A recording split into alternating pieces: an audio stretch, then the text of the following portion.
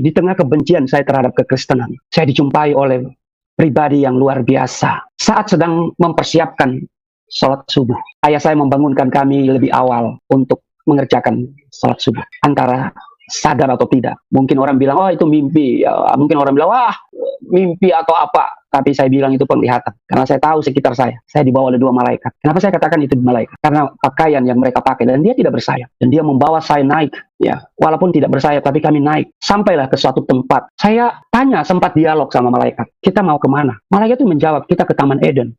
Taman Eden itu bukan istilah yang familiar dengan kami. Ya. Itu bukan istilah kami. Istilah saya ya Firdaus. Ya. Lalu memasuki tempat yang menjadi destinasi itu, ada sekelompok manusia yang sedang melambaikan tangan dengan suara yang begitu indah. Saya tidak bisa menangkap kata demi kata, kalimat demi kalimat dari suara itu. Tapi begitu syahdu dan luar biasa. Lalu saya tanya lagi kepada malaikat yang bawa saya, karena saya diapit oleh dua malaikat. Ya saya dulu percayakan ada dua malaikat di pundak ini ya, yang mencatat segala perbuatan baik ya, dan buruk. Tapi bukan malaikat itu. Ya, tapi ini adalah malaikat yang sangat luar biasa.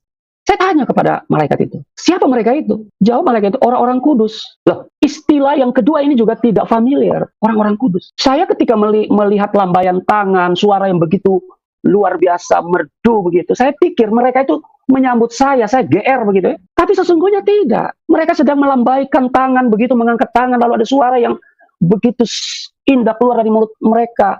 Itu tertuju pada satu titik, dan saya diizinkan oleh malaikat itu datang sampai di tempat itu ada bangunan, dan saya diizinkan masuk ke dalam ya, karena dia tidak punya pintu ya, tapi karena kita terbang begitu ya, jadi saya bisa melihat sampai ke dalam, ke bawah begitu. Ternyata itu adalah Yesus Kristus yang saya lihat waktu itu disalib. Jadi diperlihatkan kepada saya kok Yesus tersalib. Waduh, saya bilang ini apa-apaan nih, kenapa saya dibawa di tempat ini? Ini bukan tempat saya, itu orang paling saya benci. Saya pengen teriak pulang, saya teriak-teriak, saya lihat ke bawah begini, kok dunia dengan kesibukan. Jadi teriak-teriak.